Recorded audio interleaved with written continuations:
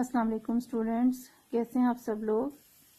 इंशाल्लाह अल्लाह की करम से ठीक ठाक होंगे। आइए सबक का आगाज़ करते हैं।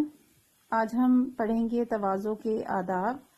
प्रीवियस लेसन में हम तवाज़ो का मफ़हूम पढ़ चुके हैं, फिर हुज़ूर सल्लल्लाहु अलैहि वसल्लम की ज़िंदगी से हमने तवाज़ो की मिसालें पढ़ी और हुज़ूर सल्लल्लाहु अलैहि वसल्लम के जो साथी थे, सहाबा कराम थे, उनकी ज़िंदगी से भी हमने मिसालें पढ़ी, किस तरह से सब लोग मेहमानों की खातिरदारी करते थे और अहमियत देते थे मेहमानों को।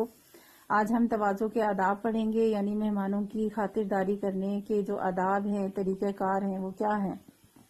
मेहमान के आने पर खुशी और मोहब्बत का इजहार करना चाहिए। मेहमान की दिल खोल कर खातिर करनी चाहिए और घर में मौजूद अच्छी से अच्छी चीज़ मेहमान को खिलानी चाहिए। अगर मेहमान आपके घर रहने के लिए आए तो उसके आराम का पूरा ख्याल रखें। मेहमान की खिदमत को अपना इखलाकी फ़र्ज समझें। नबी करीम सल्लल्लाहु अलैहि वसल्लम मेहमानों की मेहमान नवाजी खुद फरमाते थे। मेहमान के आराम का ख्याल रखने के लिए खुद तकलीफ उठाकर उसे आराम पहुंचाएं। मेहमान से अपने हक में खैर बरकत की दुआ करने के लिए कहें। याद रखें कि इस्लाम ने जहां मेहमानों के साथ हुस्न सलूक का दर्स दिया है, वहीं मेहमानों को भी ये नसीहत फरमाई है कि तुम कोई ऐसा काम ना करो जिससे मेज़बान परेशानी में पड़ जाए। यहाँ आपको मेहमानी के आदाब, मेहमान नवाजी के आदाब बयान किए हैं कि सबसे पहले तो हमें ये करना चाहिए कि जब मेहमान आए तो उसके आने पर खुशी का, मोहब्बत का इजहार करें, अच्छे तरीके से उसका इस्तकबाल करें। बजाय ये कि कुछ लोग ऐसा होता है कि मेहमानों को देखकर अचानक मुंह बना लेते हैं या नाखुशी का इजहार करते हैं। ये बहुत बुरी बात है और गैर इखलाकी हरकत है। हमेशा जब भी आपके घर मेहमान आए तो आप उसके लिए खुशी का इजहार करें और मोहब्बत से इस्तकबाल करना चाहिए। इसी तरह मेहमान की खातिरदारी करने के लिए हर मुमकिन कोशिश करनी चाहिए और आपके घर में जो अच्छी से अच्छी चीज़ मौजूद हो वो मेहमान को पेश करनी चाहिए।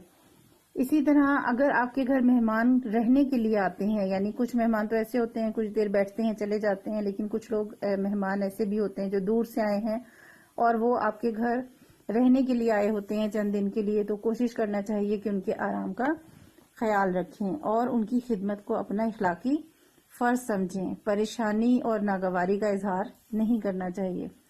हुजूर सल्लल्लाहु अलैहि वसल्लम भी अपने मेहमानों की मेहमान नवाजी खुद किया करते थे।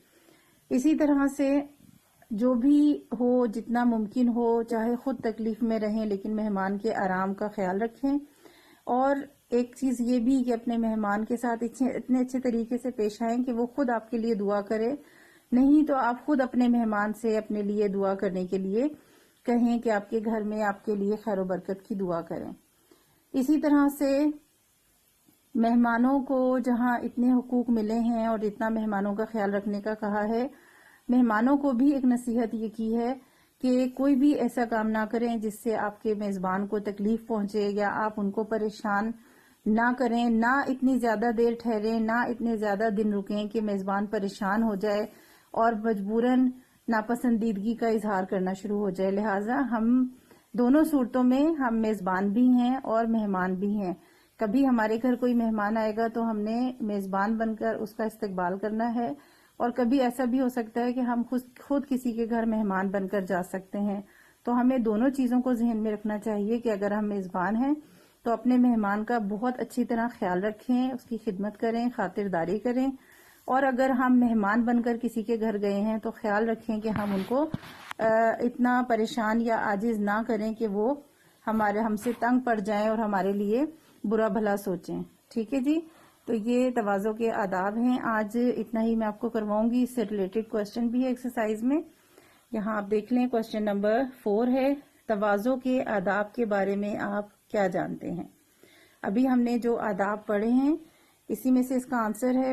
वैसे तो काफी सारे पॉइंट्स इसके अंदर आते हैं लेकिन बहुत लॉन्ग मैं नहीं दूंगी आपको। पहली लाइन से शुरू करेंगे। मेहमान के आने पर खुशी और मोहब्बत का इजहार करें, यहाँ से शुरू करना है और ख्याल रखें। तीसरी लाइन में यहाँ तक आप लिखेंगे। क्वेश्चन नंबर 4 का आंसर है ये। ठीक है जी,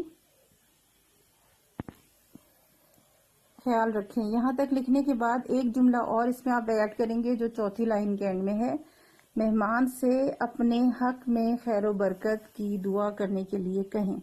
ایک جملہ اور یہاں تک ایڈ کریں گے. ٹھیک ہے، خیال رکھیں کے بعد ایک جملہ صرف آپ مہمان سے اپنے حق میں خیر و برکت کی دعا کرنے کے لیے کہیں.